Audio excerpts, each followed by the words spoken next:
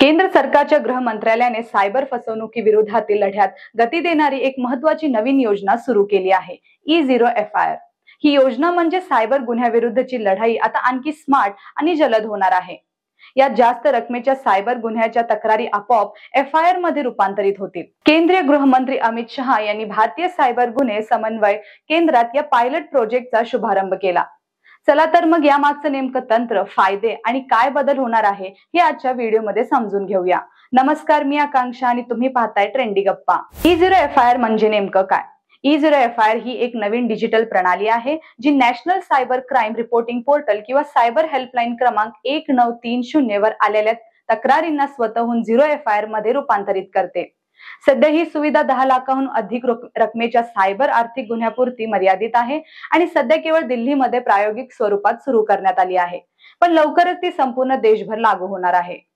तर E0FIR प्रणाली कशी काम करते?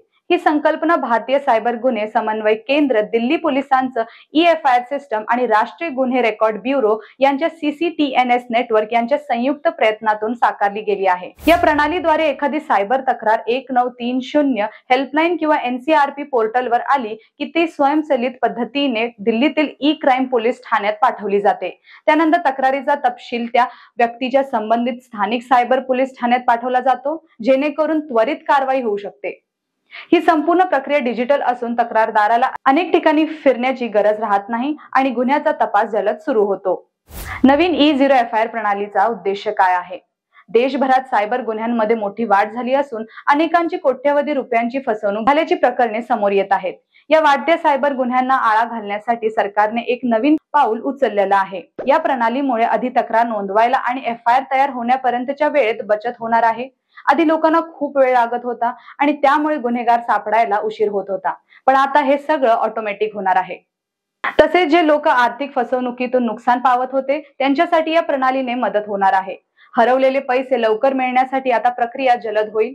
या प्रणालीमुळे सायबर गुन्ह्यांविरुद्ध कठोर कारवाई होईल, ज्यामुळे गुन्हे कमी होतील असं अपेक्षित आहे। शेवटी सायबर सिक्युअर भारत म्हणजे सुरक्षित आणि विश्वासार्ह डिजिटल भारत बनवण्याच्या दिशेने हा एक मोठा टप्पा आहे। यामुळे आपल्या देशातील सायबर सुरक्षा अधिक मजबूत होईल। म्हणूनच हा नवा E0FIR प्रकल्प भारतासाठी खूप महत्त्वाचा आहे। कायदेशीर बाबी ही संपूर्ण प्रक्रिया भारतीय नागरिक सुरक्षा संहितेच्या कलम 173(1) आणि 173(1)(2) अंतर्गत राबवली जाते। या कायद्यामुळे डिजिटल माध्यमातून FIR नोंदवणे आणि ती योग्य ठिकाणी हस्तांतरित करणे कायदेशीरदृष्ट्या मान्य आहे। E0FIR ही पुढाकार सायबर गुन्हेगारींना त्वरित न्याय मिळावा यासाठी एक महत्त्वाचा टप्पा आहे।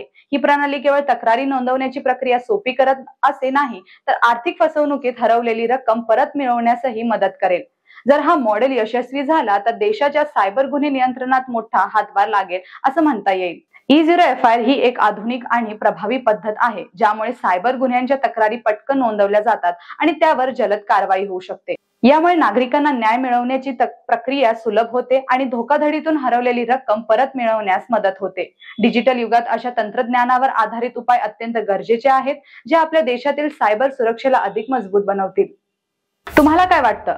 अशा तंत्रज्ञानामुळे आपल्या देशातील सायबर गुन्ह्यांवर नियंत्रण अधिक चांगल्या प्रकारे होऊ शकतो का? तुम्ही कधी एखाद्या सायबर गुन्हा अनुभवला आहे का? तुमचा अनुभव शेअर करा। व्हिडिओ आवडला असेल तर ट्रेंडी गप्पा या YouTube चॅनलला सबस्क्राईब करायला विसरू नका। धन्यवाद।